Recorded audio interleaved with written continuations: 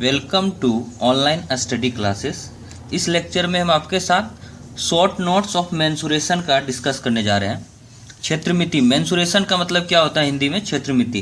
क्षेत्रमिति का आपको short notes दे रहे हैं क्योंकि एग्जामिनेशन बहुत नज़दीक है आपका और बहुत सारे बच्चे बहुत परेशान हो रहे हैं कि मैथ्स कवर नहीं हो पा रहा है। तो मैथ्स का इसलिए हमने इस बीच में वीडियो लाया। हालांकि हम जो है इसको फिर से अगर जहाँ समय मिलता है तो इसको डिटेल से डिस्कस करेंगे, लेकिन तत्काल अभी एग्जामिनेशन पॉइंट ऑफ व्यू से हम अभी डिस्कस कर रहे हैं कि इसमें आपको हम इम्पॉर्टेंट फार्मूलाज जो इम्पॉर्टेंट फार्मूलाज है वो सब डिस्कस कर देते हैं आपके साथ, ताकि आप जो है मेंसुरेशन के भी प्रॉब्लम को कर सकें। तो चलिए स्टार्ट करते हैं। तो सबसे मेंसुरेशन का मतलब होता है, जैसा कि हम आपको बताएं, कि क्षेत्रमिति। तो इसमें जो है मेनली रूप से हम लोग इस लेक्चर में हम आपके साथ 2D जितने भी 2D फिगर है 2D फिगर को डिस्कस करेंगे। देखिए, मेंसुरेशन के चैप्टर में आपको क्षेत्रफल और परिमाप निकालने आना चाहिए। जितने भी फिगर हैं, जैसे कि त्रिभुज है, सर्कल है, तो सिलेंडर है, सिलेंडर 3D में आता है, तो मेंसुरेशन का वो 3D जब चैप्टर करेंगे तो उसमें डिस्कस करेंगे। लेकिन जितने भी फिगर है उसका आपको क्षेत्रफल और परिमाप निकालने आना चाहिए। क्षेत्रफल, परिमाप। अगर आपको क्षेत्रफल और परिमाप जितने भी 2D फिगर है उसका अगर आपको आता है तो आपको सोचिए कि एक प्रकार से मेंसुरेशन पर आपको धीरे धीरे कमांड हो रहा है। तो चलिए डिस्कस करते हैं। पहले देखते हैं क्षेत्रफल किसको कहते हैं।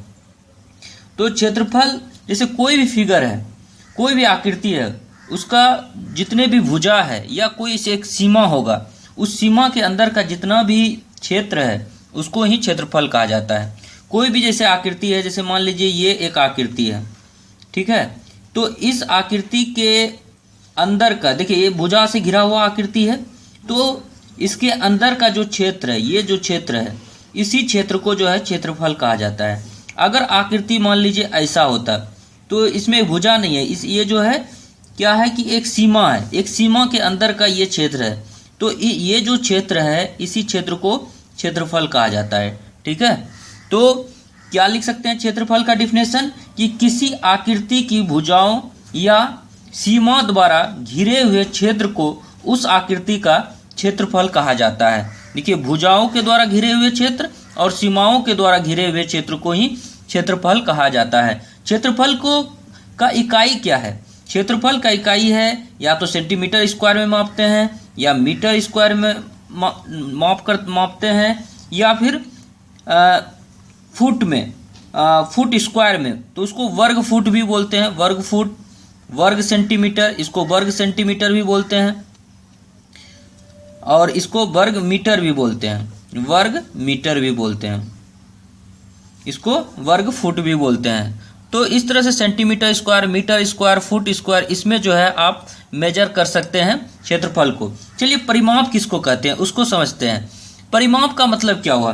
देखिए, कोई भी समतल अगर आकृति है, उसका जो बाउंड्री है, सीमा है, उसकी लंबाई को उस फिगर का जो है परिमाप कहा जाता है। परिमाप किससे कहते हैं उसको भी समझते हैं। ये क्षेत्रफल आपके साथ डिस्कस हम किए। ठीक है, परिमाप क्या है कि कोई भी आकृति अगर है, कोई भी समतल अगर आकृति है, उसके बाउंड्री की लंबाई को, जैसे मान लीजिए ये आपका फिगर है, ठीक है, तो इस फिगर का अगर हमको परिमाप निकालना हो तो क्या होगा, इस समतल आकृति का हम लोग बाउंड्री की लंबाई को देखेंगे।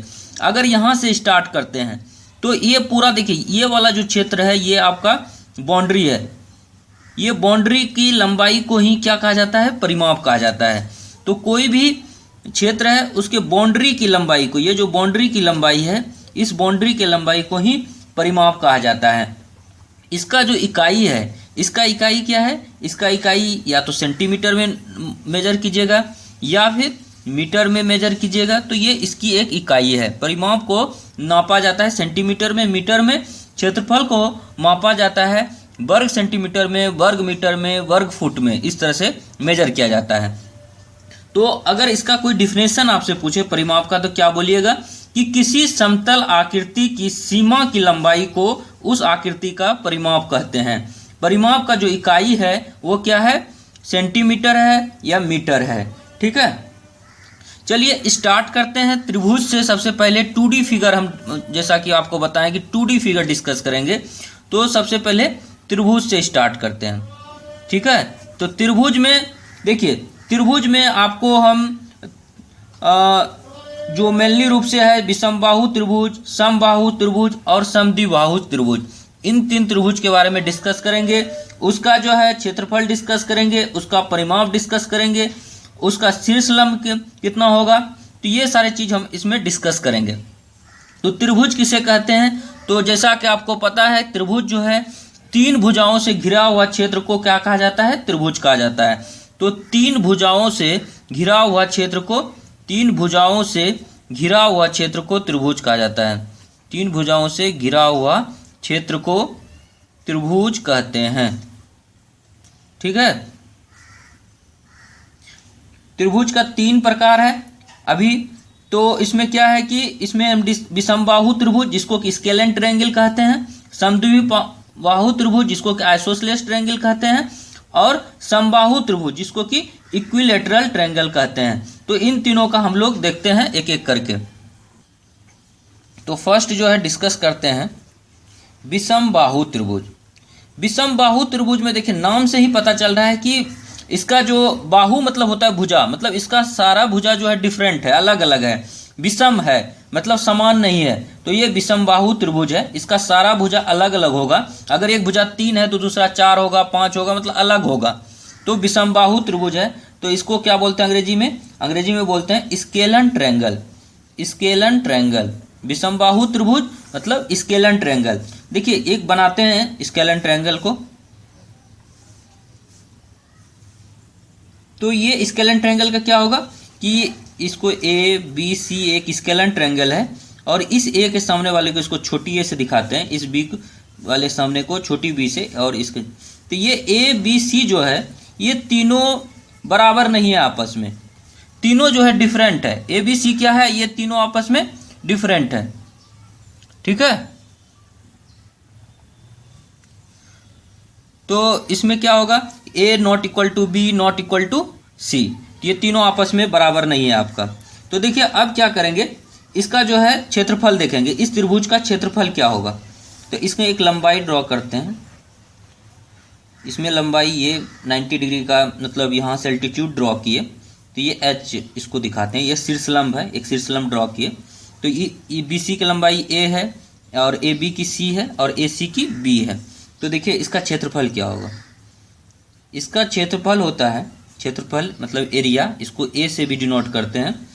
तो हाफ, और ये बेस, ये देखिए बेस है, ये आधार कहिए, आधार गुना ऊंचाई, half into base into height, half into base, base क्या है यहाँ पर ए है, तो ए लिखे यहाँ पे।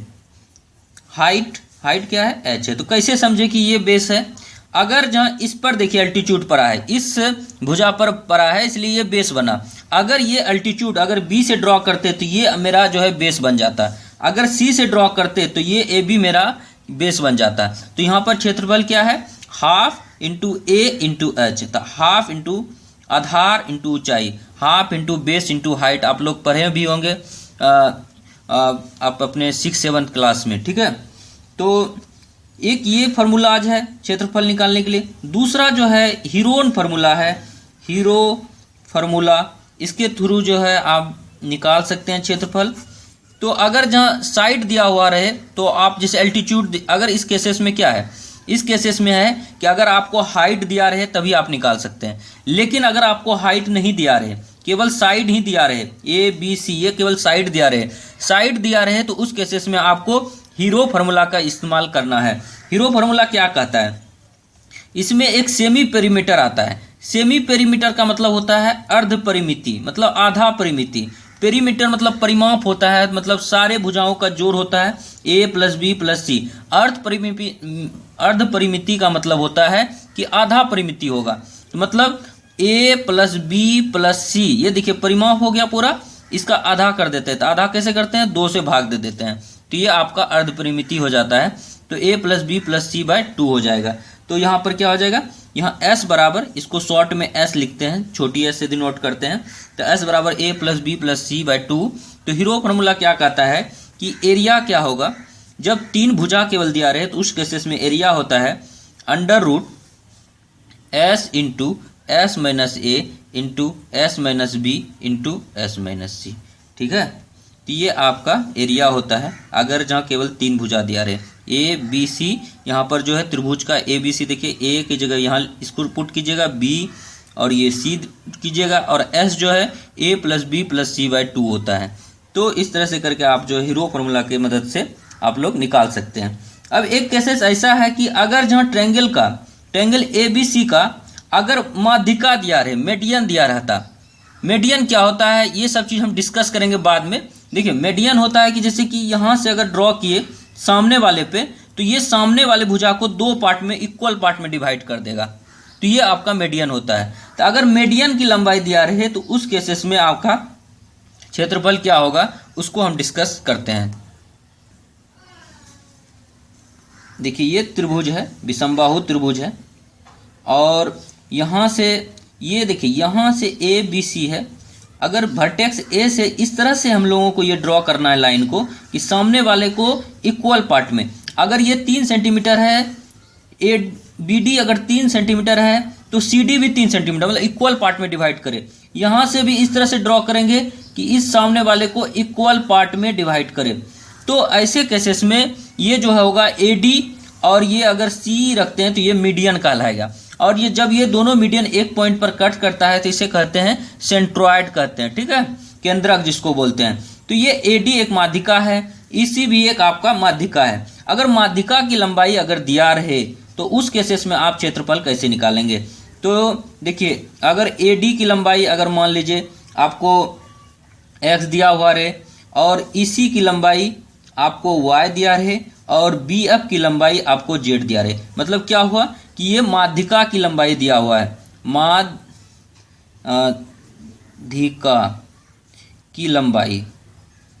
माध्यिका की लंबाई दिया हुआ है क्या, एक्स वाई जेड, मतलब ये माध्यिका है। ये जो है आपको ए डी देखिए, ये आपका एक्स है, ये आपका वाई है, और ये जेड है, ये पूरा डी एफ।